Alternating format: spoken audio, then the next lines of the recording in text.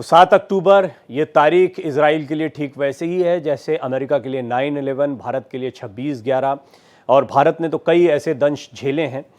बहरहाल अगर 7 अक्टूबर की बात करें तो इजराइल ने एक तरीके से हमास के खिलाफ आर या पार की लड़ाई आज ही के दिन यानी आज ही के हमले के बाद से अगले दिन से शुरू की थी। इजराइल और हमास के युद्ध को अब 1 साल पूरा हो गया है, लेकिन आज भी ये जंग जारी है, बल्कि और घमासान होती जा रही है। इस 1 साल की जंग में अब तक हर तरफ तबाही मची है। गजा पट्टी से शुरू हुई ये जंग ईरान, लेबनान, सीरिया और यमन तक जा पहुंची है।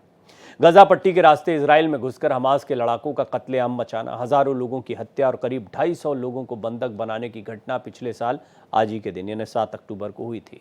इसके जवाब में इजराइल ने जंग का ऐलान कर दिया और हमास पर कहर बनकर टूट गया। इजराइल और हमास की इस जंग में अब तक 42,000 से ज्यादा लोगों की मौत हो चुकी है। इजराइल और हमास और हिजबुल्लाह के इस युद्ध के 1 साल पूरा होने पर नफ़ा नुकसान की इसमें नुकसान ही नुकसान है। और नफ़े की बात करें तो आतंक का खात्मा कितना हुआ इसका आकलन किया जा सकता है, इस पर बात करेंगे, लेकिन उससे पहले ये रिपोर्ट।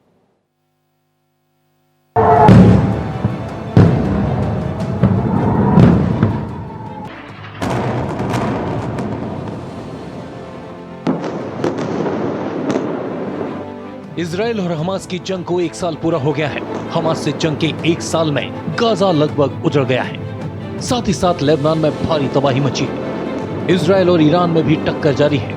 इस 1 साल में जंग सिर्फ गाजा तक ही सीमित नहीं रही, बल्कि ईरान, लेबनान, यमन, इराक और सीरिया तक भी इसकी आंच पहुंची है। ईरान और इजराइल के बीच भी तनाव चरम पर है। आज भी इजराइल के बेरूत में रिहायशी इलाकों पर अंधाधुंध बमबारी की गई है।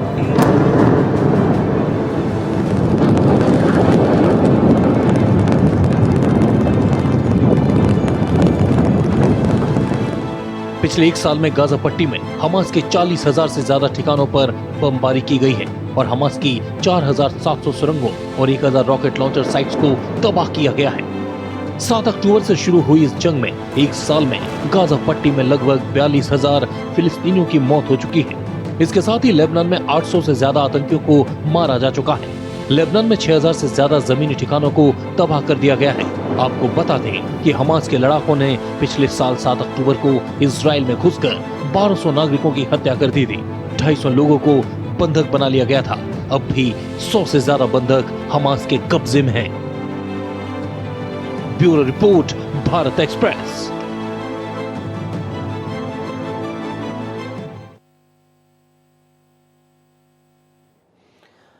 तो जैसा मैंने कहा, नफ़ा नुकसान का आकलन तो क्या ही किया जाए, युद्ध में नुकसान ही नुकसान होता है। लेकिन आतंक के खिलाफ ये कार्रवाई है तो आतंक पर कितनी पकड़ बनी या फिर ये और गहराता जा रहा है। देखिए क्या होता है कि जब भी किसी ऐसे बड़े खतरे का इलाज किया जाता है तो उसमें समस्या फिर बढ़ती जाती है। कई लोग खुलकर सामने आते हैं। जैसे एक स्यूडो या छद्म युद्ध चल रहा था ईरान की तरफ से, हिजबुल्लाह को, हमास को प्रश्रय देना और इजराइल के खिलाफ हमला करवाना, लेकिन अब खुद खुलकर सामने आना पड़ा है ईरान को। Doctor Anshu Joshi, international studies, JNU, मेरे साथ जुड़ रही हैं। डॉक्टर अंशु से कई बार इस मसले पर बातचीत हुई है। आज क्योंकि 1 साल हो रहा है तो इसको और समझने की कोशिश करेंगे।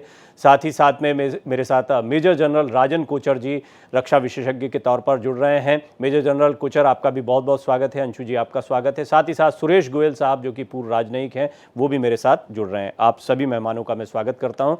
सुरेश जी, सबसे पहले नफ़ा नुकसान की अगर बात करें, 1 साल आज इसके हो गए हैं। मैं लगातार कह रहा हूं कि नुकसान ही नुकसान है युद्ध में, लेकिन आपको लगता है कि इजराइल ने जिस मकसद से शुरुआत की थी उसकी वो उस मकसद की तरफ बढ़ पा रहा है? देखिए, बहुत मुश्किल सवाल है ये। और जो अब हो रहा है मिडिल ईस्ट में, वो बात नफे नुकसान की नहीं है।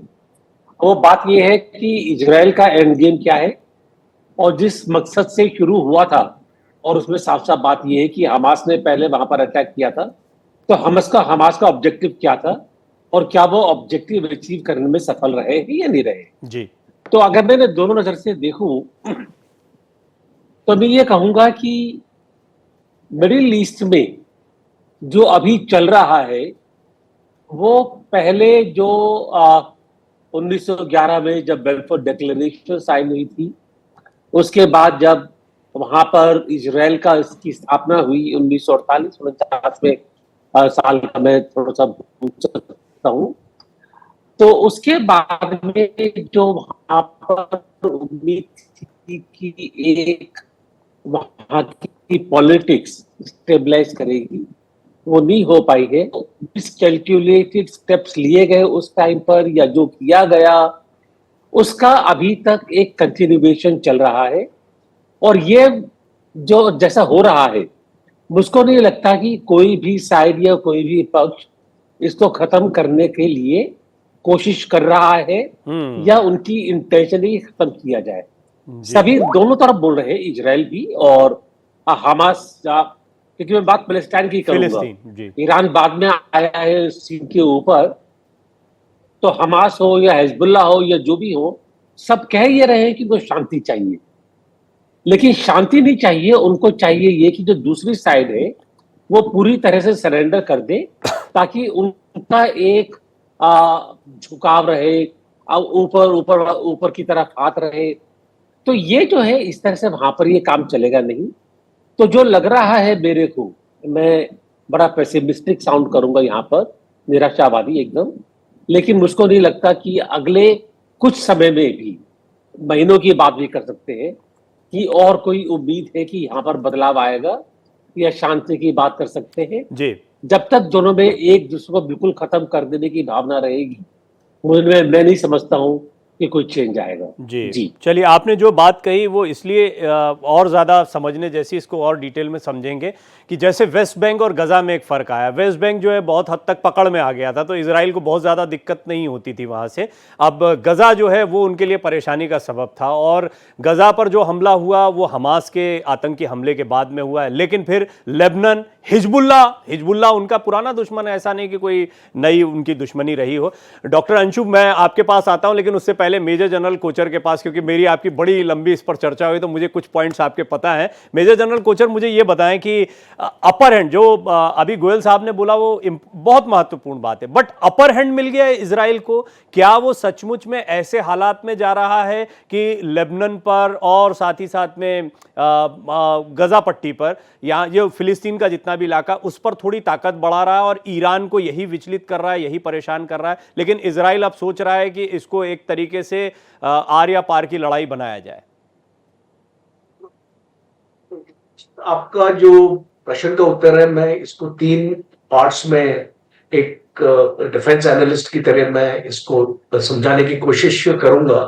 पहला है कि स्ट्रेटेजिक लेवल, दूसरा है ऑपरेशनल लेवल, और तीसरा है टैक्टिकल लेवल। कोई भी अगर युद्ध होता है तो ये 3 लेवल्स पे लड़ा जाता है, और खास तौर पे हम एक नॉन स्टेट एक्टर की बात कर रहे हैं, और वो ऐसा नॉन स्टेट एक्टर जो हिजबुल्लाह है, जो वर्ल्ड का सबसे पावरफुल नॉन स्टेट एक्टर है आज की डेट में। जो उसके पास फौज है, जो उसके पास हथियार है, जो उसके पास एम्युनिशन है, जो उसके पास मिसाइल्स है, वो शायद ही किसी नॉन स्टेट एक्टर के पास है। तो स्ट्रेटेजिक लेवल पे बिगेस्ट अचीवमेंट इजराइल की हुई है कि जो भी टॉप लीडरशिप थी हिजबुल्लाह की, वो लीडरशिप को इजराइल ने तकरीबन, मैं ये मानता हूं 70% में मान सकता हूं इस चीज को, कि इजराइल ने उसको खत्म कर दिया है।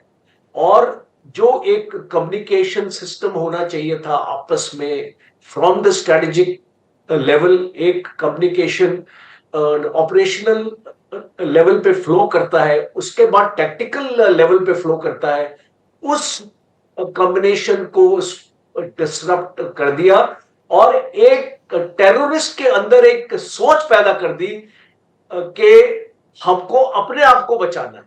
तो जहां पे जो टेररिस्ट आतंक फैलाते थे दूसरे लोगों में, आज टेररिस्ट के बीच में आतंक फैल चुका है। तो इसमें मैं इजराइल को 7 आउट ऑफ 10 देता हूं। और अभी आप आ जाते हैं एक ऑपरेशनल लेवल पे, और एक ऑपरेशनल लेवल पे मैं ये देख रहा हूं कि आज भी हमास एक्टिव है, और उसकी जो ताकत है वो इजराइल इस हद तक नहीं कम कर पाया है जो वो चाहता था। क्योंकि आज 7 अक्टूबर है, और आज हमने देखा है कि हमास का रॉकेट अटैक हुआ है, वो भी खान यूनिस से और आपके टेल अवीव पर। तो ये एक आपको इंडिकेशन दे रहा है कि आपने हमास की ताकत को बेशक आपने कमजोर कर दिया है, पर आपने खत्म नहीं किया। खत्म नहीं किया। और एक साल के बावजूद जी। तो मैं इसमें इजराइल को 5 आउट ऑफ 10 देता हूं। और अगर हम टेक्निकल्स को लेवल पे आ जाते हैं, इसका मतलब है कि ये जो लड़ाई है, सुरंगों की लड़ाई है, गुरिल्ला वॉरफेयर की लड़ाई है, उसमें इजराइल की फौज और ये जो फाइटर हैं, या हम इसको टेररिस्ट बोल लें, जी। ये जो हमास के फाइटर्स हैं और हिजबुल्ला के फाइटर्स हैं, वो कैसे मुकाबला कर रहे हैं इजराइल की स्पेशल फोर्सेस के साथ। तो हम इसमें, बिकॉज मुझे जानकारी है कि हमारी फौज, हमारी स्पेशल फोर्सेस और इनकी स्पेशल फोर्सेस साथ में ट्रेन करती हैं, और जो हमारी स्पेशल फोर्सेस के पास आज टेवोर राइफल है, वो भी इजराइल मेक की है। तो मैं इसको काफी एक्चुअली समझ सकता हूं कि इजराइल की जो स्पेशल फोर्सेस हैं वो बहुत ही बेहतरीन है और अच्छी तरीके से मुकाबला कर रही हैं। बट जो सक्सेस उनको मिलना चाहिए था, और बहुत साफ है आपकी इस बात से चाहिए, कि कहीं ना कहीं इनके पास भी, ये भी इतने ही वेल इक्विप्ड हैं जितना आप बता रहे हैं, हमास और हिजबुल्ला। और ये सभी जानते हैं कि ईरान का ये छद्म युद्ध रहा है, अपरोक्ष रूप से ही सही, लेकिन लगातार ईरान इनको तैयार, बल्कि हमास के जितने लड़ाके या हिजबुल्ला के लड़ाके रहे, इनकी ट्रेनिंग ईरान में होती रही, ये बात भी बहुत स्पष्ट है। रंजीत कुमार जी वरिष्ठ पत्रकार और ख़ास तौर पर डिप्लोमेसी पर काफ़ी सीनियर पत्रकार रहे हैं, काफ़ी लिखते रहे हैं। रंजीत जी भी मेरे साथ पैनल पर जुड़ गए हैं। डॉक्टर अंशु, अब मैं आपका रुख करना चाहूँगा। हमने काफ़ी सारे पॉइंट्स, और अभी आपने देखा कि गोयल साहब और मेजर जनरल कोचर की तरफ से भी वो बिंदु आए जिन पर हम बात करते रहे। अब मैं ये जानना चाहूँगा कि इजराइल जो है, हमने, आपको याद होगा, बात की थी क्या चाहता है। सबसे बड़ा सवाल तो यही था। तो अल्टीमेटली स्थिरता चाहता है, अल्टीमेटली ये चाहता है कि ये जो आतंकी हमला हुआ 7 अक्टूबर के दिन, आज हम फिर बात कर रहे हैं 1 साल बाद, वो जो चाहता है उसकी दिशा में इजराइल कितना बढ़ पाया है, और वो कितना फिजिबल है, कितना व्यावहारिक है। दो भाग हैं आपके प्रश्न के, और दूसरे भाग का उत्तर मैं पहले देना चाहूंगी। कितना व्यवहारिक है इजराइल का ये चाहना कि उसके अस्तित्व को वैश्विक स्तर पर स्वीकार्यता हो, उसकी एक स्टेबिलिटी हो, वो एक देश के रूप में, जैसे बाकी के संप्रभु देश है जिनके पास अपनी एक टेरिटरी है, जनसंख्या है, संप्रभुता है और सरकार है। ये 4 एलिमेंट्स किसी भी राज्य को राजनीतिक विज्ञान की दृष्टि से वैश्विक राजनीति में एक राज्य का दर्जा देते हैं। इजराइल के पास चारों हैं। इजराइल चाहता है कि वैश्विक स्तर पर उसकी एक स्टेबिलिटी बनी रहे, आगे तरक्की करता रहे। तो व्यवहारिकता की दृष्टि से देखा जाए तो यूनाइटेड नेशन के रेजोल्यूशन के तहत इजराइल की स्थापना हुई थी, और ये एक तरह का 2 स्टेट सोल्यूशन हम कह सकते हैं, जिसमें यहूदियों को यहाँ बसाया गया क्योंकि उनका भी प्रॉमिस लैंड है। अब मैं वो धार्मिक विवाद पर और बहुत पुराने एंशिएंट हिस्ट्री के विवाद पर नहीं जाऊंगी। मैं वर्तमान समय में ही रहते हुए आपके प्रश्न के पहले भाग का उत्तर देना चाहूंगी। तो इजराइल जो चाह रहा है उसमें कहीं मुझे कुछ गलत नहीं नजर आता है प्रवीण जी, क्योंकि वो एक अंतरराष्ट्रीय संगठनों और अलग अलग देशों के द्वारा स्वीकार्य, मान्य सब तैयारी करके और एक इजराइल को बनाया गया था। अब इसमें जो अरब दुनिया के कई देश हैं, वो उन्होंने इजराइल को मान्यता भी दी। लेकिन जो इजराइल और फिलिस्तीन के बीच का संघर्ष चला आ रहा है, इसमें जो ये आतंकवादी संगठन कूदे, और कूदे सो कूदे, बाद में इनको फिर जो दूसरे शिया मुल्कों ने समर्थन देना शुरू किया। हम सभी जानते हैं कि 1969 तक ईरान और इजराइल के बीच बहुत अच्छे संबंध थे। जब इस्लामिक क्रांति ईरान में आई तो उसके बाद दोनों के संबंधों में कड़वाहट आनी शुरू हुई। 1982 में हमने देखा कि जब लेबनान पर इजराइल ने आक्रमण किया तो वहां के जितना ये मिलिटेंट्स थे, उनकी ट्रेनिंग से लेकर, फंडिंग से लेकर के उनको हथियार मुहैया कराने का काम ईरान ने किया था। तो ये यहां से हमने देखा कि किस तरह से, चाहे ईरान हो या लेबनान हो या यमन हो, सीरिया हो, इजराइल के साथ जो संबंध है वो खराब होते चले गए। लेकिन हम दूसरे देशों पर भी तो दृष्टि डालें। इजिप्ट है, जॉर्डन है, मोरक्को है, बहरीन है, यूएई है, सऊदी है, ये भी तमाम देश है जिनके साथ सामान्यीकरण किया इजराइल ने अपने संबंधों का। इजराइल के अपने लक्ष्य हैं, इजराइल चाहता है सस्टेनेबिलिटी, लेकिन उसकी इंटरनल पॉलिटिक्स भी, खासतौर पर नेतन्याहू की स्थिति, जिस समय हमास का ये हमला हुआ था 7 अक्टूबर के दिन की बात कर रहे हैं, उससे ठीक थोड़ा सा पहले जाएं तो नेतन्याहू खुद स्ट्रगल कर रहे थे इंटरनली, फिर अचानक से युद्ध हुआ, सारा विपक्ष साथ में आया, देश के लिए लड़ना जरूरी है, लक्ष्य बड़ा हो गया और वो इंटरनल पॉलिटिक्स पीछे छूट गई। उसका कितना इंपैक्ट आप देखते हैं और इजराइल का आगे का स्वरूप कैसे देखते हैं, या आपको लगता है ये अभी बहुत लंबा समय खींचना है इसको? देखिए, इजराइल के प्रधानमंत्री नेतन्याहू अपने देश के अंदर ही अपनी विश्वसनीयता खोते जा रहे थे। उन पर कई तरह के भ्रष्टाचार के आरोप थे। आरोपों से घिरे हुए प्रधानमंत्री पर दबाव था कि वो प्रधानमंत्री के पद से इस्तीफा दे दें। अपनी राजनीतिक विश्वसनीयता को आक्रामक रूप देते हुए जिस तरह से नेतन्याहू ने गाजा पट्टी के इलाके पर और हमास पर के खिलाफ हमले किए हैं, सैन्य युद्ध छेड़ दिया है, 40,000 से अधिक लोगों की मौतें उन्होंने करवाई है, एक बहुत बड़ा जनसंहार किया है, जिसे अंतर्राष्ट्रीय स्तर पर जिसकी जितनी निंदा होनी चाहिए थी नहीं हो रही है। तो हम कह सकते हैं कि निश्चित तौर पर सैन्य युद्ध का जहां तक सवाल है, इसराइल को एक टैक्टिकल एडवांटेज की स्थिति में है। इजराइल ने हमास और हिजबुल्लाह के आला कमांडरों को उनकी हत्या करके एक उनका मनोबल गिराने की कोशिश की है। लेकिन जहां तक वैचारिक युद्ध का सवाल है, इजराइल को स्ट्रेटेजिक लॉस की स्थिति में हम देखते हैं। इजराइल पर अब इस आशय का दबाव बढ़ता जाएगा कि वो टू नेशन थ्योरी का जो सिद्धांत है उसे स्वीकार करे। इजराइल और हमास के बीच भले ही युद्ध विराम देर सवेर लागू हो जाए, लेकिन इजराइल शांति से नहीं बैठ सकता। इजराइल पर दबाव हमेशा बना रहेगा। वो फलस्तीनियों के अस्तित्व को स्वीकार करे। टू नेशन थ्योरी को स्वीकार जब तक नहीं करेगा इजराइल और फलस्तीन के बीच रह करके इसी तरह की जो हिंसा का जो क्रम है वो चलता रहेगा। इजराइल को ये स्वीकार करना पड़ेगा कि अंततः फलस्तीनियों के अस्तित्व को मान कर नहीं चलेंगे तो वो खुद शांति से नहीं रह सकेंगे। इजराइल के भीतर भी घरेलू स्तर पर भी काफी दबाव पड़ रहा है, नेतन्याहू पर काफी दबाव पड़ रहा है कि इस तरह की जो जनसंहार के जो कारनामे उन्होंने किए हैं उसका काफी विरोध हो रहा है। लेकिन इजराइल पर जिस तरह से अमेरिका को समर्थन मिल रहा है, इजराइल की पीठ पर जिस तरह से अमेरिका का हाथ है, तो नेतन्याहू का मनोबल बढ़ा हुआ है। लेकिन नेतन्याहू हमास और हिजबुल्लाह के कमांडरों का मनोबल नहीं तोड़ सके हैं। उन कमांडरों को जरूर उन्होंने उनकी हत्या करवा दी है, लेकिन जिस तरह से इतने सारे दबाव के बावजूद इजराइल के 100 से अधिक बंधकों को अभी तक उन्होंने नहीं छोड़ा है। इससे उनके दृढ़ संकल्प का पता चलता है। ये आपने एक थोड़ा सा डिफरेंट एंगल दिया चर्चा को, ये एक बहुत इंपॉर्टेंट। सुरेश गोयल जी क्योंकि इसी सेगमेंट तक हमारे साथ है तो मैं उनका रुख करना चाहूंगा फिर इस पर, क्योंकि ये इंपॉर्टेंट और डिफरेंट पॉइंट है जो आपने दिया। गोयल साहब, ये बहुत ही इंपॉर्टेंट बात है कि अभी तक अंतर्राष्ट्रीय दबाव जो है वो एक तरीके से सिंपैथी, 7 अक्टूबर की पिछले साल की घटना सिंपैथी के साथ चल रहा था। अब मासूमों की जो मौत हो रही है, इस तरह का मुद्दा भी उठाए। ये बात सही है कि हिजबुल्लाह खत्म करो, हमास खत्म करो, लेकिन इसमें कई बच्चे भी मारे जा रहे हैं और हम देख रहे हैं 42,000 मौतें हो चुकी है अभी तक इस युद्ध में। बड़ी विभीषिका है और अगर रीजनल वार की स्थिति बनती है तो हालात बद से बदतर हो जाएंगे। तो अब इजराइल पर भी क्या कोई दबाव है? और टू नेशन थ्योरी, यानी अभी तक ये लगता था कि वेस्ट बैंक, गजा, अब सब इजराइल हो जाएगा। वो आप नक्शा कई बार देखते हैं, व्हाइट और ग्रीन किस तरीके से वो बढ़ता जा रहा, बड़ा पॉपुलर होता है। तो वो स्थिति क्या आपको लगता है अब ऐसी रहेगी या टू नेशन थ्योरी पर इजराइल को? ये दो प्रश्न है, मैं चाहूंगा दोनों को आप एड्रेस करें।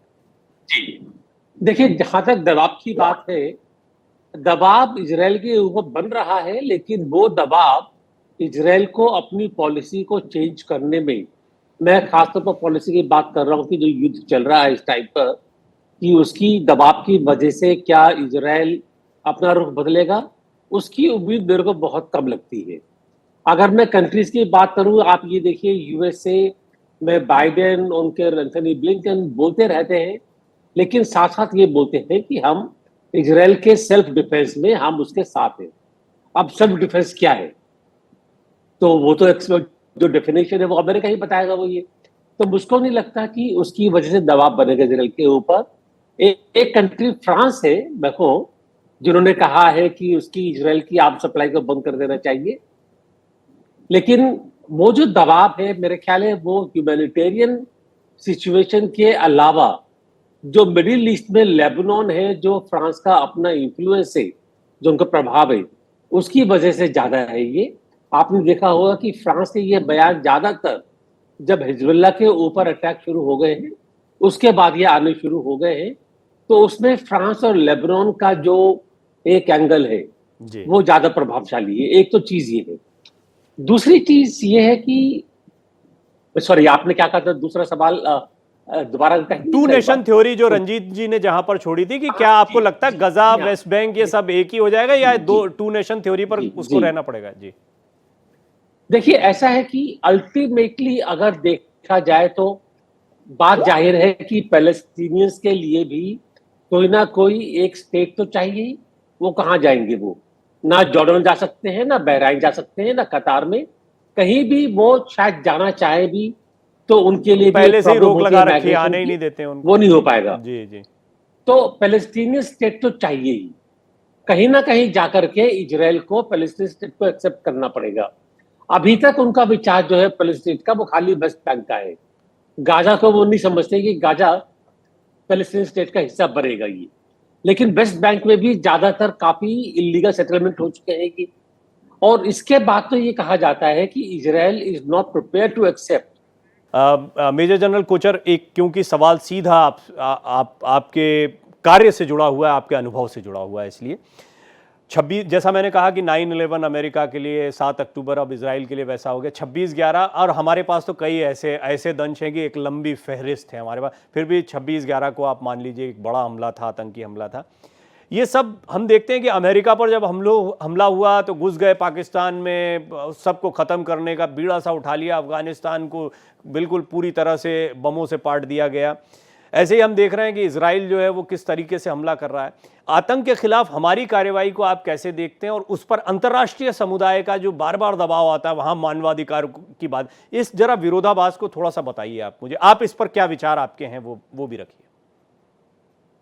देखिए, आपको एक चीज समझनी पड़ेगी कि कोई भी देश, आपने यूएसए का एग्जांपल दिया, आपने इजराइल का एग्जांपल दिया, कैपेबिलिटी डेवलपमेंट और एक देश के पास ऐसी शक्ति होनी चाहिए कि अगर वो कोई भी देश अगर टेररिज्म को सपोर्ट करता है अपनी धरती पर, तो जिस टाइप का उसको जवाब मिलना चाहिए वो आप दे सकें।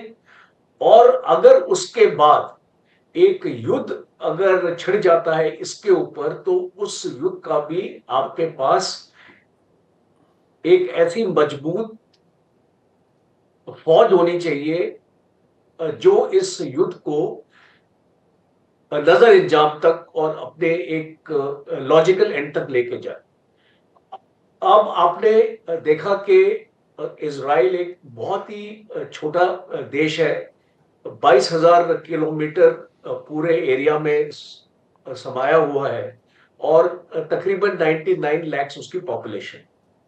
आज इजराइल ऐसा डिसीजन उसने कैसे लिया, और वो एक टेररिज्म को पूरे वर्ल्ड को दिखा रहा है कि मैं टेररिज्म का जवाब इस तरीके से दे सकता हूं। इसकी वजह है कि यूनाइटेड स्टेट्स उसके साथ खड़ा है, और इस तरीके से खड़ा है कि उसको हथियार, वेपन, उसको जो भी इंटेलिजेंस, जो भी लड़ाई में उसको सामान अपना चाहिए, वो उसको यूनाइटेड स्टेट्स को प्रोवाइड करे। तो भारत के अगेंस्ट जो चुनौती है वो है चाइना और पाकिस्तान, दो मेजर चुनौती है, और अभी बांग्लादेश एक उभर के आगे। तो अगर हमारे साथ, अगर हम उसको टेम्पलेट करें सिनेरियो को, भारत के साथ ऐसा हमला हुआ तो भारत ने यूएस प्रेशर में आके एक्शन नहीं लिया। इसका यह मतलब है कि उस टाइम पे यूएस पाकिस्तान की तरफ था, और पाकिस्तान और यूएस नहीं चाहता था कि इंडिया और पाकिस्तान के बीच में युद्ध हो। आज इजराइल यूनाइटेड स्टेट्स की सुने ना सुने, बट उसको पूरी हेल्प यूनाइटेड स्टेट्स से मिल रही है। आप जानते हैं ऑपरेशन पराक्रम, जब हमारे ऊपर पार्लियामेंट का अटैक हुआ था, तो हमने अपनी फौजों को मोबिलाइज किया था। 2 साल तक जी हमारी फौज बॉर्डर पे थी और हम अंदर नहीं घुसे, जी और हम बॉर्डर से ही वापस लौट आए।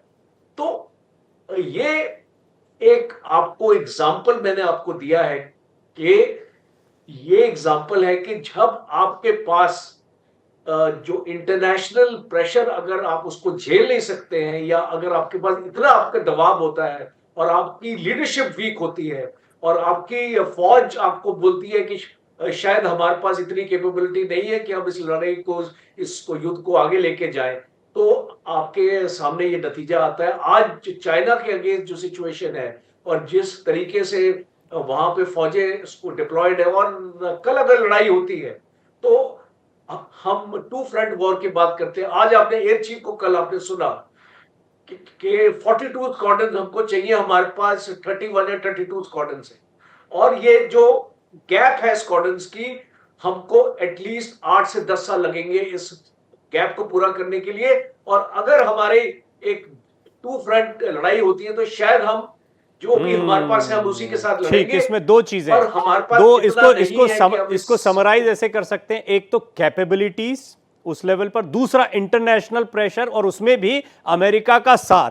अगर इजराइल भी ये कर रहा है तो इजराइल हो सकता है कि स्वतः स्फूर्त कर रहा हो, लेकिन फिर भी उसने यूएस को जो है अपने साथ में पूरी तरीके से कॉन्फिडेंस में रखा, और यूएस का फुल सपोर्ट है। सेम सवाल मैं रखूंगा डॉक्टर अंशु, आपका इस पर क्या मत है, हमारा एक्शन वर्सेस अदर एक्शंस?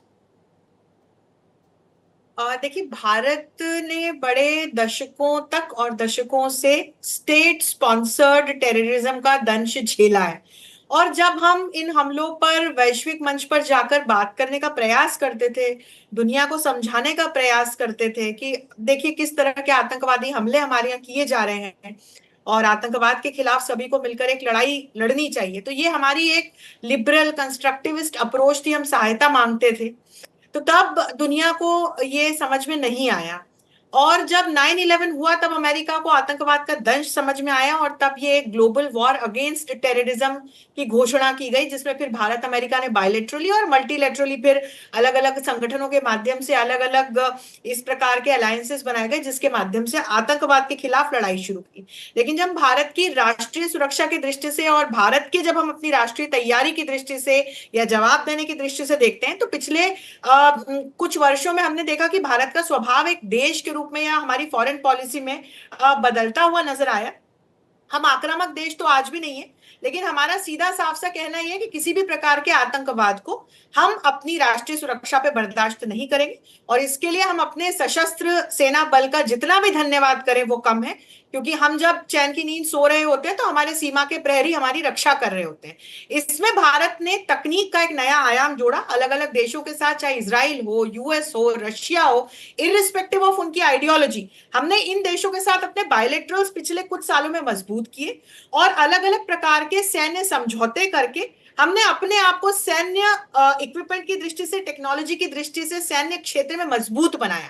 तो आप जो आज अपनी सुरक्षा की स्थिति से भारत को देखते हैं, ये नया भारत है, ये अलग भारत है। बट वन मोर पॉइंट, मतलब मैं चाहता हूं कि इसमें थोड़ा सा आप ये भी एड ऑन करें। एक सर्जिकल स्ट्राइक ऐसा रहा, बड़ा चर्चा में रहा, क्योंकि हम पीओके की बॉर्डर में गए, या हमने ऐसे कुछ स्ट्राइक्स और भी किए हैं, लेकिन मैं ये जानना चाह रहा था कि हमारी कैपेबिलिटी, अब मैं कई बार बात करता हूं रक्षा विशेषज्ञों से, तो उनका कहना है कि हम डिफेंस में बहुत मजबूत हैं, लेकिन अगर कहीं जाकर कुछ अटैक करना है तो उसके लिए थोड़ी तैयारी, और आपने मेजर जनरल कोचर को भी सुना, उन्होंने कुछ चीजें, कुछ सीमाएं भी बताई हैं। बट आपको लगता है कि इस स्थिति में हम आ गए हैं कि आज दुश्मन देश या कोई भी आतंकी समूह इस बारे में सोचे कि अगर कुछ किया तो भारत घुस के भी मार सकता है आपको?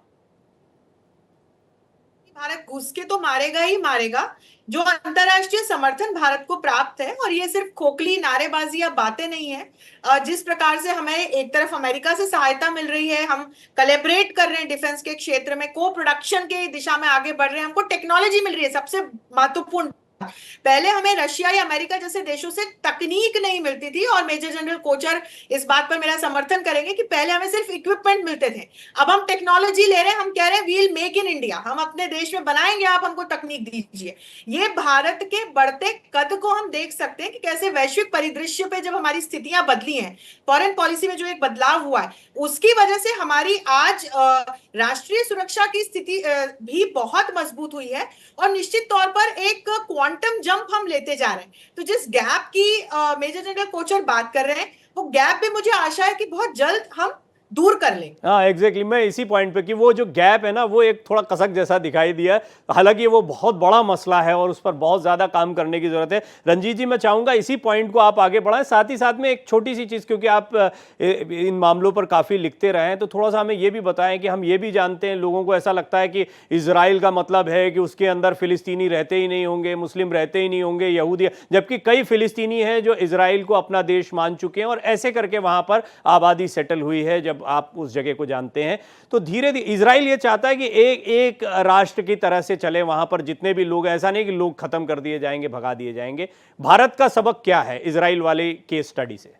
नया है, लेकिन इसराइल के खिलाफ जो आतंकवाद जिसे हम कह रहे हैं, हिजबुल्ला और हमास का आतंकवाद, और भारत के खिलाफ जिस तरह का आतंकवाद लश्कर ए तैयबा और जो दूसरे पाकिस्तानी तकनीक आतंकवादी संगठन कर रहे हैं, उसमें फर्क है। जो इजराइल के खिलाफ आतंकवादी हमले हो रहे हैं वो फलस्तीनियों के संगठन है। फलस्तीन अभी एक स्टेट के तौर पर मान्यता नहीं मिली है, लेकिन एक फलस्तीनियों के सैन्य संगठन के रूप में हम देख सकते हैं।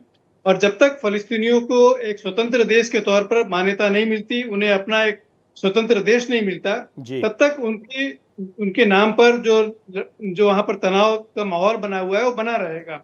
तो उनके इजराइल के सामने जो चुनौती है और भारत के सामने जो चुनौती है, उसमें हम काफी भिन्नता देखते हैं। जी नहीं, लेकिन साथ ही साथ में आप जो मैंने कहा कि आबादी के लिहाज से कि वहां पर भी इंटरनल आतंकवाद की बहुत समस्या हो सकती है, और साथ ही साथ में आप देखते हैं गजा, वेस्ट बैंक बहुत ही नजदीक के, बड़ा छोटा देश है भारत के मुकाबिल देखा जाए।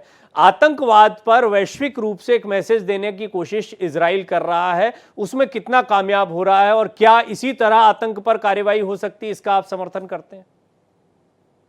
देखिए, आतंकवाद, भारत के खिलाफ जो आतंकवाद की चुनौती है, भारत उसका डटकर मुकाबला कर रहा है। भारत को अब तक यही नसीहत दी जाती थी कि पाकिस्तान एक परमाणु संपन्न देश है और उसके खिलाफ भड़काने वाली कोई कार्रवाई भारत को नहीं करनी चाहिए। लेकिन भारत ने जिस तरह से 2 बार सर्जिकल स्ट्राइक करके पाकिस्तान को सबक सिखलाया है, उससे पाकिस्तान समझ चुका है कि भारत एक दृढ़ इच्छा शक्ति के साथ आतंकवाद के खिलाफ लड़ाई लड़ रहा है। लेकिन मैं फिर भी कहूंगा कि इजराइल के खिलाफ जो हमले हो रहे हैं उसे पूरी तरह आतंकवाद की श्रेणी में हम नहीं रख सकते। जो हमास और हिजबुल्ला है वो लश्कर ए तैयबा की श्रेणी में नहीं आते हैं। उनका संगठन का स्वरूप काफी भिन्न है। चलिए, 7 अक्टूबर 1 साल हो गया हमास के आतंकी हमले को, और इस युद्ध के आगाज जिसका जो बीजारोपण हुआ था वो इसी के साथ। हालांकि ये लड़ाई कोई नई नहीं है, लड़ाई बहुत लंबे समय से चली आ रही है। इसका एक जो विकराल रूप देख रहे हैं, वर्तमान रूप देख रहे हैं, वो इस घटना के बाद शुरू हुआ था, जबकि ये लड़ाई बहुत पुरानी है।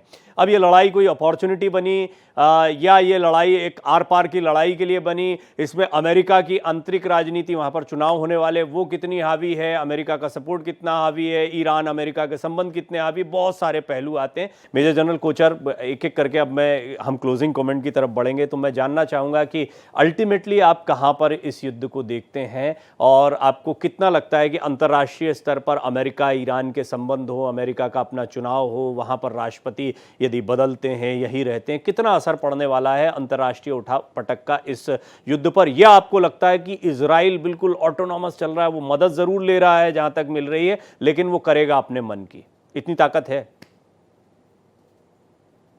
अच्छा क्वेश्चन है प्रवीण जी। इजराइल के पास अपने आप इतनी ताकत नहीं है कि ये इस युद्ध को लंबा खींच सके, और इसीलिए मैं मानता हूं कि इजराइल के पास एक 1.5 महीने की विंडो है, और ये इस विंडो में इजराइल मैक्सिमम डिस्ट्रक्शन करेगा और कर रहा है। और जो आउटकम है यूएस इलेक्शंस का, और अगर ट्रम्प आते हैं तो वो इजराइल की बेनिफिट में जाएगा और ये लड़ाई और आगे चलेगी। पर अगर ट्रम्प नहीं आते हैं, कमला हैरिस आती है, तो मेरी ये रीडिंग, और यूनाइटेड स्टेट्स में जो मेरे जानकार दोस्त हैं वो मुझे ये बताते हैं कि कमला हैरिस इस लड़ाई को आगे बढ़ने नहीं देगी। और स्ट्रॉन्ग इंडिकेशंस यूनाइटेड स्टेट्स से ये आ रही हैं कि चुनाव में कमला हैरिस अभी आगे चल रही है, बिल्कुल मार्जिनल आगे है, बट आने वाला 1 महीना बहुत क्रूशल होगा और मेरा ये मानना है कि अगर इजराइल को यूएस सपोर्ट नहीं मिलता है तो ये लड़ाई शायद नवंबर में खत्म हो जाएगी, और जो भी गेन्स या उसको लॉसेस है उसको कंसोलिडेट करेंगे ये लोग। पर अगर ये ट्रम्प आ जाते हैं तो वो जो एक स्टेटमेंट ईरान के अगेंस्ट भी देते हैं कि हमको सारे उनके न्यूक्लियर स्टेशंस और जो साइट्स को डिस्ट्रॉय करना चाहेगा, वो एक चिंताजनक बात है मेरे लिए। क्योंकि अगर ट्रम्प आता है तो ये लड़ाई और भयानक होगी, और अगर ये भयानक होगी तो ये जितने भी ऑयल का इशू है आज, हम देखते हैं कि तकरीबन 40 to 50% वर्ल्ड का जो ऑयल है वो यहां से आता है। मिडिल और अगर ये आगे खिंचेगी तो भारत के लिए भी बहुत मुश्किल आने वाली है, बिकॉज 70% हमारा इंपोर्ट ऑयल का हम करते हैं, और खास तौर पे सऊदी अरेबिया, नो डाउट इससे कतर, बहुत परेशानियां बढ़ेंगी। कुवैत। जी जी, ये बात बिल्कुल ठीक है डॉक्टर अंशु। दोनों ही देशों के लिए, ईरान को हम देख रहे थे वो ट्रैक पर, उसकी अपनी चुनौतियां, वो ट्रैक पर आने की कोशिश कर, इजराइल टेक्नोलॉजी ये वो तमाम चीज़ों के लिए जाना जाता है, अभी हम देख रहे हैं कि दूसरी ही चीज़ों में उलझा हुआ। तो ये देशों के लिए भी ठीक नहीं होता है युद्ध, उनकी अपनी ग्रोथ रुक जाती है, वो काफ़ी पीछे चले जाते हैं। इसकी चिंता निश्चित तौर पर वो कर रहे होंगे। तो इसको लेकर ईरान और इजराइल खुद कितने सतर्क हैं, और ऐसी क्या मजबूरी है कि मतलब किसी एक जगह पर सेटल हो जाए, वो भी अहम की लड़ाई में कि नहीं भाई तुमने लेबनान पर हमला कर दिया, हिजबुल्ला खत्म कर दिया, हम कैसे छोड़ दें, हमको कुछ जवाब देना। या आपको लगता है कि नहीं कुछ कुछ करके ये रुक जाएंगे, जैसा मेजर जनरल कोचर भी कह रहे हैं कि 1-1.5 महीने बाद एक विंडो है? एक घाव था जो अब नासूर बन गया है। और पिछले साल आज ही के दिन बहुत ही लेट आवर्स में हमास ने हमला किया था इजराइल पर। तो देखिए ये संघर्ष तो बहुत पहले से चला आ रहा है, लेकिन जो अभी वाले युद्ध का हम देख रहे हैं कि शुरुआत कहां से होती है, तो वो 7 अक्टूबर 2023 से होती है। फिर इजराइल भी पीछे नहीं हटा। अब इसमें दूसरे देश जुड़ते चले गए, दूसरे आतंकवादी संगठन जुड़ते चले पड़ रही है, और आगे भी बढ़ेगी तबाही। जी डॉक्टर अंशु, मैं आता हूं आपके पास में। आप शायद ऑडियो कनेक्टिविटी में कुछ दिक्कत आ रही है। मैं फिर से आ रहा हूं, आपसे क्लोजिंग कमेंट लूंगा, फिर से कनेक्ट करते हैं आपसे। रंजीत जी, मैं चाहूंगा कि आप थोड़ा सा इस पर प्रकाश डालें कि आने वाले समय में आपको भी ऐसा कोई विंडो दिखाई दे रहा है, ये लंबा चलता दिखाई दे रहा है, अमेरिका के चुनाव का कुछ इम्पैक्ट इस पर पड़ सकता है? देखिए, इजराइल और हमास के बीच जो युद्ध का जो माहौल गर्म होता जा रहा है, और ईरान जिस तरह से इजराइल पर हमले कर रहा है, और उसके जवाब में इजराइल ने धमकी दी है वो ईरान पर जब ताबड़तोड़ हमले करेगा, तो इससे बहुत ही खतरनाक मोड़ पर पश्चिम एशिया आ चुका है, जहां से युद्ध का माहौल किसी भी दिशा में आगे बढ़ सकता है, काफी तबाही की ओर आगे बढ़ सकता है। अभी युद्ध विराम के तत्काल कोई उम्मीद की किरण अभी दिखाई नहीं दे रहे हैं, लेकिन जिस तरह से खतरनाक मोड़ पर ईरान और इजराइल के बीच माहौल गर्म होता जा रहा है, इजराइल यदि ईरान के तेल कुओं पर हमला करता है, और यदि ईरान के परमाणु प्रतिष्ठानों पर किसी तरह हमला हो जाता है, तो इससे माहौल काफी खतरनाक हो जाएगा। ईरान जो है जवाब के तौर पर मध्य पूर्व में जो अमेरिकी जो ठिकाने हैं, सैन्य ठिकाने हैं, अमेरिकी जो सैन्य मौजूदगी है, उन पर हमले कर सकता है, और जवाब में अमेरिका को भी युद्ध में कूदना पड़ सकता है। अमेरिका के युद्ध में कूदने के बाद फिर बाकी देश भी इस युद्ध में शामिल होने की जो है उनकी भी कोशिश हो सकती है कि किस तरह से लड़ाई रुकवाई जाए। लेकिन माहौल काफी खराब होता जा रहा है, और भारत के लिए हालात और खराब होते जाएंगे, क्योंकि भारत के 90 लाख से अधिक लोग पश्चिम एशिया में रहते हैं। भारत का 40-50% से ज्यादा तेल पश्चिम एशिया से आयात होता है। तो भारत के लिए आर्थिक तौर पर, और भारत के लिए जो प्रवासी भारतीय गल्फ के इलाके में रहते हैं, उनके नजरिए से भारत के लिए काफी मुश्किल हालात हम देखते हैं आने वाले दिनों में पैदा जी हो हाँ, सकते इस हैं। पे हमने एक डिटेल्ड अर्थव्यवस्था पे एनालिसिस की थी, तो वहां से कितना धन आता है, वहां कितने लोगों को रोजगार मिलता है, इस सब पर भी हमने बात की थी। डॉक्टर अंशु, आपकी बात अधूरी रह गई थी, अब आई गेस आपका ऑडियो ठीक आए तो हम सुनना चाहेंगे आपको। जी मैं बस नहीं, अनफॉर्चुनेटली कुछ कनेक्टिविटी इशू आ रहा है, आपको हम प्रॉपर सुन नहीं पा रहे हैं doctor Anshu. Major general Kochar, चलते चलते अगर दोनों का युद्ध यही चलता रहता है तो ईरान कितना कैपेबल है? अगर हम दो गुटों में बांट लें, ईरान के साथ सपोर्ट जो कि बहुत खुलकर पता नहीं कितना दिखाई देता है, इजराइल की ताकत जानते हैं, अमेरिका का सपोर्ट है, तो आप किसका अपर हैंड मानते हैं अगर ऐसे कोई स्थितियां खराब बनती हैं तो? मैं इजराइल का अपर हैंड इसको देखता हूं, क्योंकि अगर यूनाइटेड स्टेट्स इजराइल के साथ है तो ईरान सामने नहीं टिक पाएगा और रशिया खुल के नहीं आएगा, बिकॉज वो यूक्रेन की लड़ाई में अपना उलझा हुआ है। और चाइना अपना डिस्टेंस बना के रखेगा, क्योंकि चाइना का जो मेन फोकस है वो इंडो पैसिफिक है।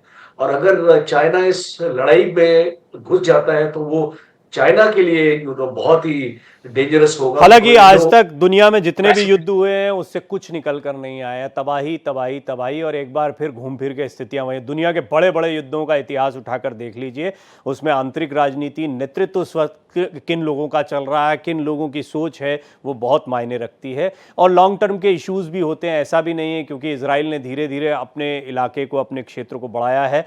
आपका मेजर जनरल कोचर बहुत बहुत धन्यवाद। रंजीत जी आपका धन्यवाद। डॉक्टर अंशु, सुनना चाहते थे आपको लेकिन आज नेटवर्क का कुछ इश्यू आ रहा है, तो नेक्स्ट टाइम हम लोग इस पर बातचीत करेंगे। आज समय इतना ही था। बहुत बहुत धन्यवाद डॉक्टर अंशु आपका भी।